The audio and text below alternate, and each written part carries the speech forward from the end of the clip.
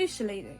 He was a dictator, or Il Duce, of Italy from 1922 to 1945, being overthrown at the end of his reign. He was a terrible man and led through fear and bloodshed, but how exactly did he change Italian society? In this video, you'll find out.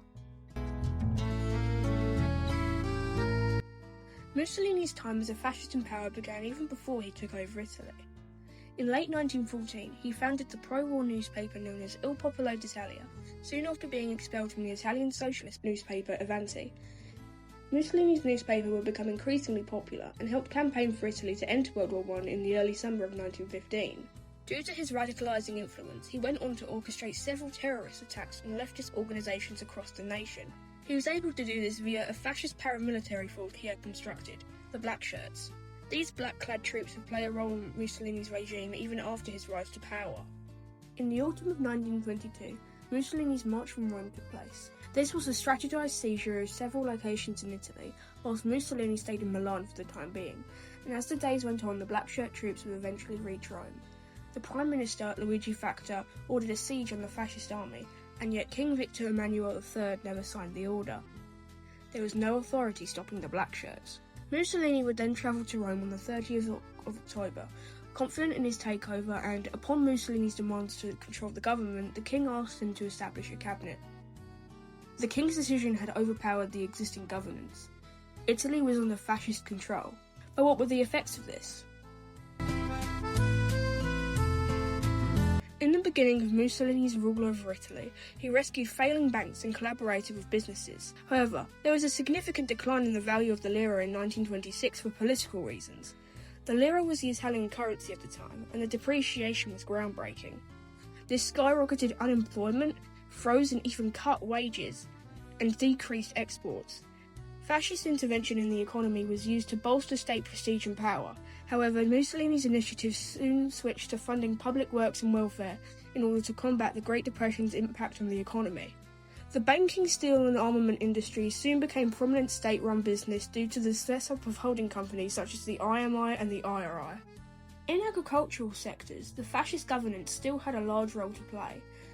Mussolini prioritised an autarkic economy, meaning he strived for Italy to become self-sufficient with its means of goods production. Following the invasion of Ethiopia, the League of Nations imposed heavy sanctions on Italy, leading to a stronger drive for autarky. Mussolini began with the encouragement of Italian grain production, known as the Battle for Wheat, and imposed high tariffs on any imported wheat or other grains. Production of grain in the north, as well as the production of olives and other vine crops in the south, skyrocketed, increasingly so in 1929 due to olive oil prices being halved. This self-sufficiency also benefited large landowners, allowing them to buy the land that small landowners were forced to sell due to economic downturn. Despite promises of helping workers, Mussolini's fascist reforms and anti-socialist measures put workers at a disadvantage. Only fascist syndicates and trade unions were accepted. Mussolini's overtaking of the previous government meant he had to build public loyalty, strengthen his authority, and better his reputation, and he did this through a lot of propaganda. He utilised schools in order to indoctrinate the youth, teaching people young that they should stay loyal to him and fascist values as a whole. He also used radio, slogans, subsidisation of pro-fascist newspapers and the confiscation of potentially anti-fascist ones, posters, exhibitions, the glorification of the March on Rome and the Italo-Ethiopian invasions, March of the Iron Wheel, songs, censorship in Italian cinematography, and the formation of fascist youth groups. Women were greatly affected by fascist rule.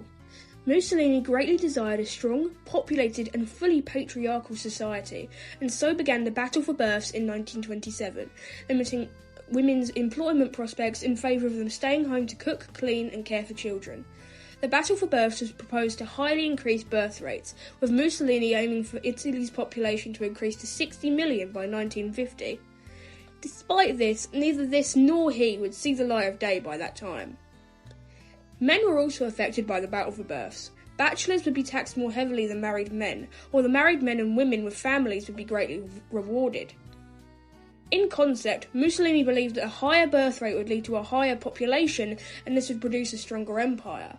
However, the economic hardships of the time posed a great detriment to the plan.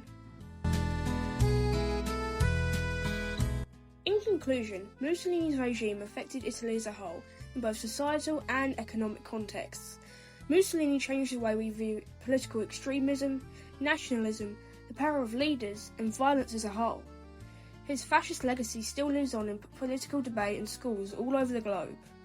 Yet, despite the time that has passed since his rise to power and his death, the people of today can look back at his actions and see just how he changed Italy and even the world.